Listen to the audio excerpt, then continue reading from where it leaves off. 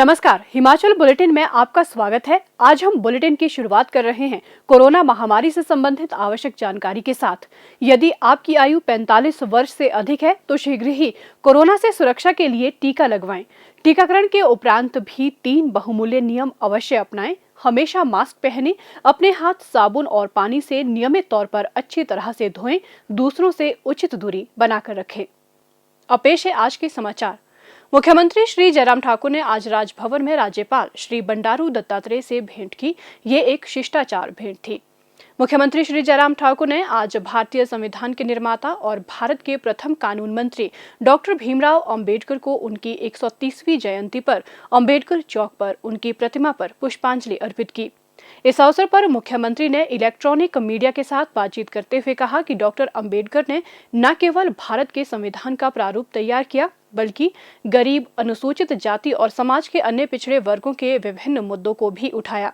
उन्होंने कहा कि डॉक्टर अंबेडकर ने शिक्षा को समाज में गुलामी को समाप्त करने का एक उपयुक्त हथियार माना, ताकि पिछड़े वर्गों का सामाजिक, आर्थिक और राजनीतिक उत्थान हो और समाज में उन्हें प्रतिष्ठा प्राप्त हो सके। मुख्यमंत्री ने कहा, हमारे ऐसी जातियां जो पिछड़ी हुई हैं, जिनके लिए बहुत काम करने की ज़रूरत है, मदद करने की ज़रूरत है, उनको आगे बढ़ाने की ज़रूरत है। उस दृष्टि से उनके लिए हम संवैधानिक दृष्टि से क्या प्रावधान जोड़ सकते हैं जिसके माध्यम से वो आगे बढ़ कर के काम कर सकें। ऐसी परिस्थिति में भारत का संविधान का निर्माण हुआ और डॉक्टर भीमराव अंबेडकर जी को आज हम संविधान निर्माता के रूप में भी जानते हैं। आज भी हम इस बात से सहमत हैं, बहुत सारी चीज़ें अच्छी हुई, आगे बढ़ कर के समाज हर क्षेत्र में काम कर रहा है, लेकिन फिर भी बहुत सारी चीज़ें ऐसी हैं कि जहां सामाजिक कुरीतियां, समाज में अभी तक जो विषमताएं हैं और जाति की बातें अगर हम कहते हैं तो उन सारी बातों को अभी भी बहुत ज़्यादा जो है वो ठीक करने की आवश्यकता है। तो आज के इस अवसर पर मैं डॉक्टर भीमराव अंबेडकर जी के इस जन्म जयंती पर जहां मैं उनको श्रद्धांजलि देता हूं, वहां यही कहना चाहूँगा कि समाज में आज भी पिछड़े वर्ग के लिए, पिछड़ी जाति के लिए, पिछड़े समाज के लिए काम करने की बहुत सारी आवश्यकताएं अभी भी अनुभव करते हैं। संवैधानिक अधिकार के तहत जो चीज़ें की जा रही है वो की जा रही हैं, लेकिन सामाजिक तौर पर हम सब लोगों को उसको आगे बढ़ कर के काम करना है। पत्रकारों द्वारा कोविड-19 से संबंधित पूछे गए प्रश्न के उत्तर में मुख्यमंत्री ने कहा, एडवाइजरी जारी की है और ख़ासतौर से जो 7 प्रदेश जहां जो है ये वायरल लोड काफ़ी हैवी है, उन प्रदेशों के, लेकिन अब हम इस बात को भी देख रहे हैं कि वो 7 प्रदेश ही नहीं रह गए हैं, बहुत सारे अब पूरे देश भर में स्थिति लगभग एक जैसी बनती जा रही है, क्योंकि वायरस का स्प्रेड बहुत तेज़ी से हो रहा है, जो हम सब लोगों के लिए परेशानी का कारण है, चिंता का विषय है। ऐसे में कुछ चीज़ों को लेकर के हम बहुत जल्दी और भी कुछ निर्णय लेने वाले हैं, लेकिन फ़िलहाल हमने इतना ज़रूर किया है कि बंदिशें लगा करके ही समाधान होगा, ये भी संभव नहीं है। हमें प्रदेश की आर्थिकी को भी देखना है, गरीब आदमी की स्थितियों को भी देखना है। एक जो है हमारी हिमाचल प्रदेश की एक बहुत बड़ी जो हमारा जो टूरिज़्म सेक्टर है, उसके जो है वो उस पर उसका प्रभाव क्या होगा उसमें, क्योंकि हज़ारों ने लाखों लोगों को रोज़गार उसके माध्यम से उपलब्ध हुआ है।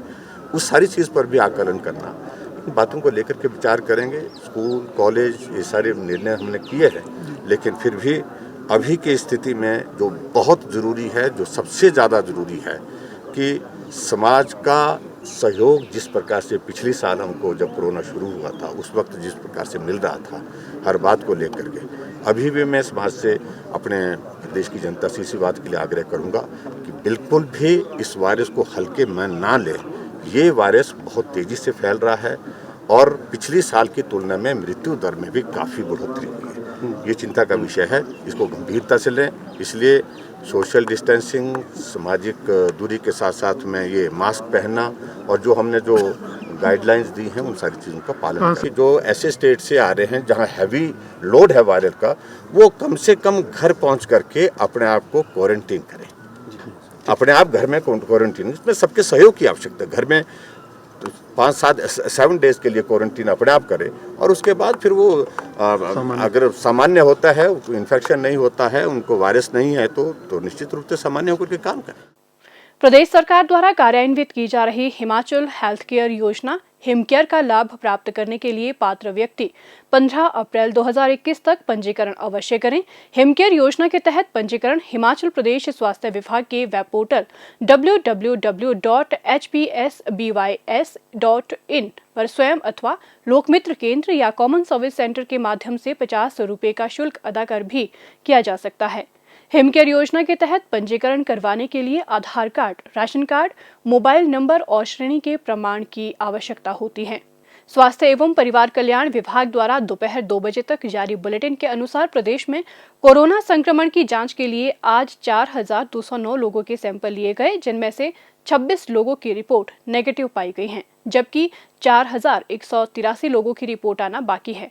अभी तक 13,51,739 लोगों की जांच की जा चुकी है, जिनमें से 12,75,031 सैंपल की जांच नेगेटिव पाई गई है। प्रदेश में कुल 71,767 लोगों में कोरोना वायरस के संक्रमण की पुष्टि हुई है, जिनमें से 64,193 लोग इस बीमारी से ठीक हो चुके हैं और 6,407 व्यक्ति उपचाराधीन हैं।